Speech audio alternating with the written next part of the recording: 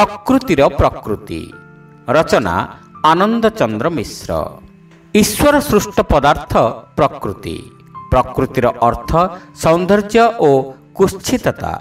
ପ୍ରତ୍ୟେକ ଜୀବ କିଛି ନା କିଛି ଚାତୁରୀ ଦେଖାଇ ବାହାଦୁରୀ ଘେନିଯିବାକୁ ବ୍ୟସ୍ତ।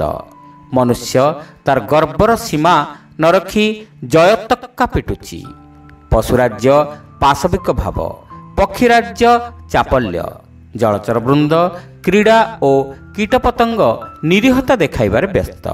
କିନ୍ତୁ ଅନନ୍ତ କାଳରୁ ପ୍ରତ୍ୟେକ ପ୍ରକୃତି ଆଗରେ ନତମସ୍ତକ ହୋଇ ଆସିଛନ୍ତି ଓ ଆସୁଛନ୍ତି। ପ୍ରକୃତିର ନିୟମରେ କବିର ଲେଖନୀ ନୀରବ ହୁଏ, ବାଗ୍ମୀର ବାକ୍ପଟୁତା ବିଲୟ ଭଜେ, ଚିତ୍ରକରର ଓ ଶିଳ୍ପୀର ଚାତୁରୀ କୀଟଦ୍ରଷ୍ଟ ହୁଏ। ପ୍ରତ୍ୟେକ ଜୀବ ସମୟର କିଙ୍କର ପରି ନିୟତିର ଓ ପ୍ରକୃତିର ସ୍ରୋତରେ ଭାସି ଯାଉଛନ୍ତି। ଜଗତର ଆନନ୍ଦ କୋଳାହଳରେ ବା ଧ୍ୱଂସର କ୍ରନ୍ଦନ ରୋଳରେ ପ୍ରକୃତିର ପ୍ରକୃତି ଅପରିବର୍ତ୍ତନୀୟ, ଠିକ୍ ଗଡ୍ଡଳିକା ପ୍ରବାହ। ପ୍ରକୃତି ଚିରସୁନ୍ଦର।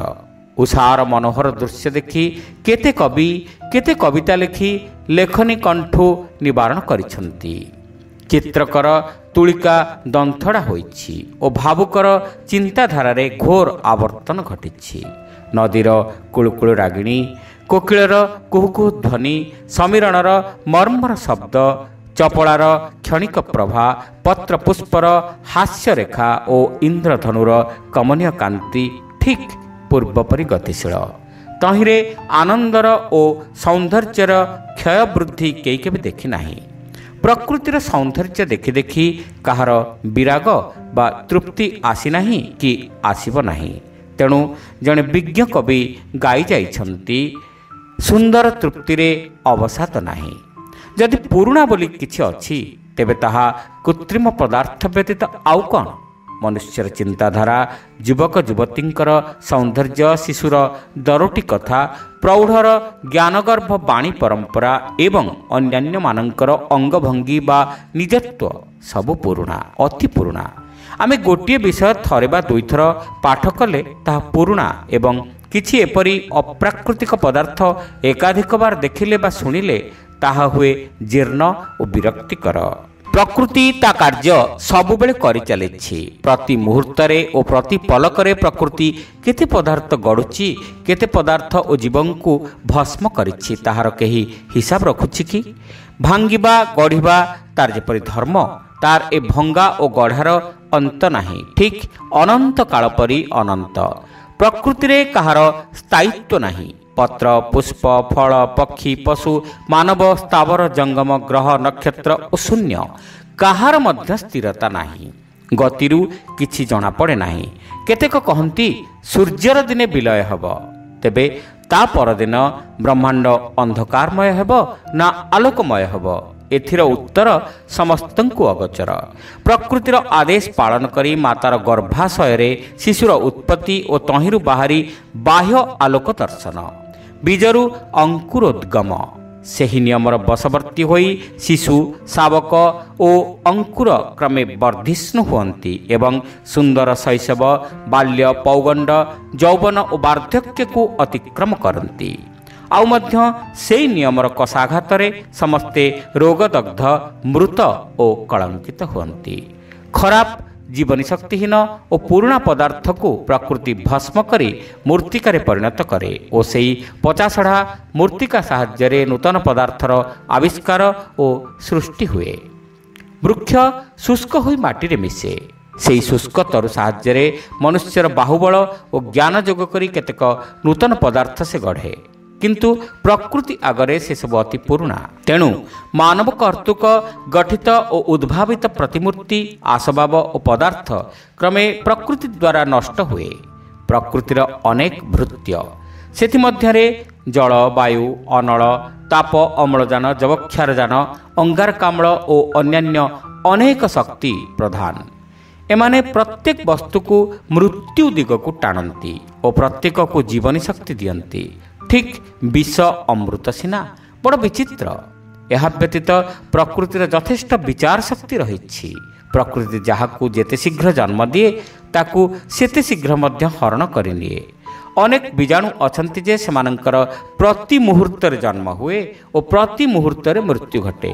କିନ୍ତୁ ମନୁଷ୍ୟ, ଗାଈ ଓ ହସ୍ତୀ ପ୍ରଭୃତି ଜୀବ ବହୁ କଷ୍ଟରେ ଓ ଅନେକ ଦିନ ପରେ ଗୋଟିଏ ମାତ୍ର ଶାବକ ଜନ୍ମ କରନ୍ତି। ତେଣୁ ପ୍ରକୃତି ରାଜ୍ୟରେ ଏମାନେ 60, 100 ବା 200 ବର୍ଷ ବଞ୍ଚନ୍ତି। ସୃଷ୍ଟିରେ ଜନ୍ମ ଲାଭ ପରେ ପ୍ରତ୍ୟେକକୁ ପ୍ରକୃତି ସଙ୍ଗରେ ଯୁଦ୍ଧ କରିବାକୁ ହୁଏ। ସେହି ଯୁଦ୍ଧର କାଳ ଅନ୍ୟ ଅର୍ଥରେ ଆମର ଜୀବିତାବସ୍ଥା। ପ୍ରକୃତି ବହୁ ବିଚାରରେ ଜୀବନ ଦିଏ। ଏହି ଅଲଙ୍ଘନୀୟ ନିୟମ ଅନୁସାରେ ମାଛ, ମାଛି, ମଶା, ପ୍ରଜାପତି ଓ ତେଲୁଣି ପୋକ କୋଟି କୋଟି ଅଣ୍ଡା ଦିଅନ୍ତି। ବିରାଡ଼ି, କୁକୁର, ଛେଳି, ମେଣ୍ଢା ଓ ବ୍ୟାଘ୍ର ପ୍ରଭୃତି ଜୀବ ଏକ ସମୟରେ 2 ଠାରୁ 8-10 ଯାଏ ଛୁଆ ପ୍ରସବ କରନ୍ତି ଏବଂ ମର୍କଟ, ମନୁଷ୍ୟ, ହସ୍ତୀ ଓ ହରିଣ ପ୍ରଭୃତି ଜୀବ ଗୋଟିଏ ଅଥବା କ୍ୱଚିତ୍ 2ଟି ଶିଶୁ ଜନ୍ମ କରନ୍ତି। ଏହାର କାରଣ କ'ଣ?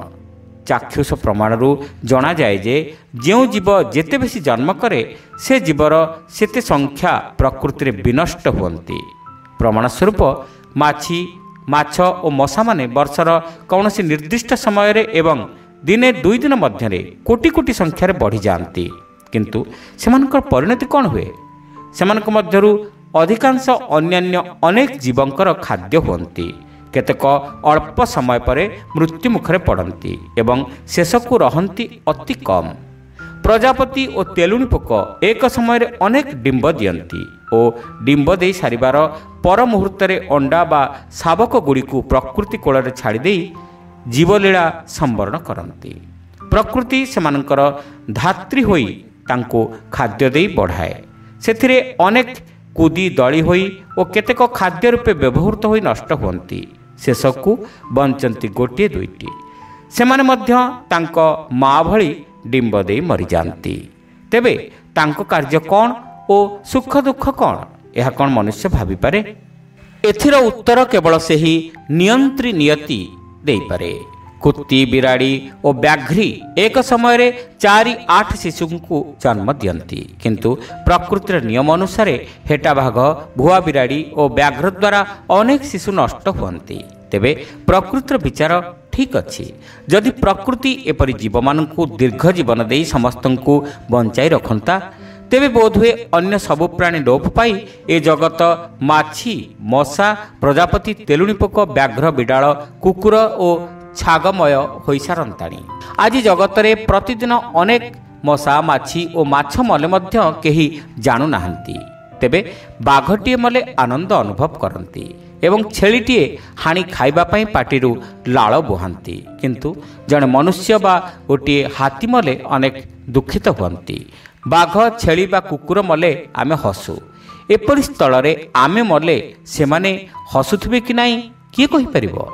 ଏହି ପ୍ରକୃତିର ନିୟମକୁ ଦେଖିଲେ ଜଣାଯାଏ ଯେ ଯେଉଁ ସମୟରେ ଜ୍ଞାନୀମାନେ ପ୍ରଚାର କରି ଯାଇଛନ୍ତି ଜୀବହତ୍ୟା ନିଷିଦ୍ଧ, ସେହି ସମୟରୁ ଆଜି ଯାଏ ଏହି ନିୟମକୁ ପ୍ରତି ଜୀବ ପକ୍ଷରେ ପ୍ରୟୋଗ କରିଥିଲେ ଫଳ କ'ଣ ହୋଇଥାନ୍ତା? ଅନେକ ଜୀବ ଖାଦ୍ୟ ଅଭାବରେ ମରିନଥାନ୍ତେ କି? ପ୍ରକୃତିରେ ସବୁବେଳେ ଖାଦ୍ୟ ଖାଦକ ଲୀଳା ଚାଲିଛି। ପ୍ରକୃତି ସର୍ବଦା ଜୀବଜଗତ ସଙ୍ଗେ ଖେଳୁଛି। ପ୍ରକୃତିରେ ଅଛି ପ୍ରଜାପତି ପେଚାର, ପତର ଲଚ୍ଛା ପୋକ ପକ୍ଷୀର ଓ ଶୁଆ ଛଞ୍ଚାଣର ଖାଦ୍ୟ। ତେବେ ପ୍ରକୃତି ଏପରି କରିଛି ଯେ ପ୍ରଜାପତିର ପକ୍ଷ ବା ଡେଣାରେ ଥିବା କୃଷ୍ଣ ଚିହ୍ନ 2ଟିକୁ ଦେଖି ପେଚା ତାକୁ ଅନ୍ୟ ପେଚା ବୋଲି ଡରିଯାଏ। ପତର ଲଚ୍ଛା ପୋକ ପତ୍ରର ରଙ୍ଗ ସଙ୍ଗେ ନିଜର ରଙ୍ଗକୁ ମିଳାଇଥିବାରୁ ଖାଦ୍ୟାର୍ଥୀ ପକ୍ଷୀ ତାକୁ ଦେଖିପାରେ ନାହିଁ ଓ ଶୁଆମାନେ ହରିତ ବର୍ଣ୍ଣ ବିଶିଷ୍ଟ ବୃକ୍ଷରେ ଚଳପ୍ରଚଳ ହେଉଥିବାରୁ ଛଞ୍ଚାଣ ସେମାନଙ୍କୁ ଦେଖିପାରେ ନାହିଁ। ଏହା ବ୍ୟତୀତ ଲାଉଡଙ୍କିଆ ସାପ ଶିକାର କରିବା ପାଇଁ ପତରର ଶାଗୁଆ ବର୍ଣ୍ଣ ଧରେ ଓ ଧୂସର ଭଲ୍ଲୁକ ଶିକାର ଜୁଟିବା ଲାଳସାରେ ବରଫର ରଙ୍ଗ ସଙ୍ଗେ ନିଜର ରଙ୍ଗକୁ ମିଶାଏ। ନିଜ ନିଜର ଚଳାଚଳ ହେବା ସ୍ଥାନର ବର୍ଣ୍ଣ ସଙ୍ଗେ ଅନେକ ଜୀବ ନିଜ ଦେହର ବର୍ଣ୍ଣକୁ ମିଶାଇଥାନ୍ତି। କି ଅଦ୍ଭୁତ ସେ ପ୍ରକୃତି ଓ ତାହାର କାର୍ଯ୍ୟ! ପ୍ରକୃତିର ପ୍ରକୃତି ବିଚିତ୍ର, କାର୍ଯ୍ୟ ଓ ଶକ୍ତି ଅନନ୍ତ। ପ୍ରକୃତି ଆଦିଶକ୍ତି ଓ ପ୍ରକୃତି ଭଗବାନ। ପ୍ରକୃତି ସୃଷ୍ଟିକର୍ତ୍ତା, ପାଳନକର୍ତ୍ତା ଓ ସଂହାରକର୍ତ୍ତା। ପ୍ରକୃତି ସୁନ୍ଦର ଓ ପ୍ରକୃତି କୁତ୍ସିତ। ପ୍ରକୃତିର ଶକ୍ତି ଉନ୍ନତି ଓ ପ୍ରକୃତିର ଅବହେଳା ବିକୃତି। ହେ ମା ଅନନ୍ତ ଶକ୍ତିମୟୀ, ଅନନ୍ତ ପ୍ରକୃତି, ଜୀବଜଗତର କୃତଜ୍ଞତା, ଭକ୍ତି ଓ ଶ୍ରଦ୍ଧା ଗ୍ରହଣ କର। ଶ୍ରୋତାବନ୍ଧୁ, ଏଇଠି ଶେଷ ହେଲା ଏକ ଚମତ୍କାର ପ୍ରବନ୍ଧ ପ୍ରକୃତିର ପ୍ରକୃତି, ରଚନା ଆନନ୍ଦ ଚନ୍ଦ୍ର ମିଶ୍ର। ରହିଲୁ, ନମସ୍କାର।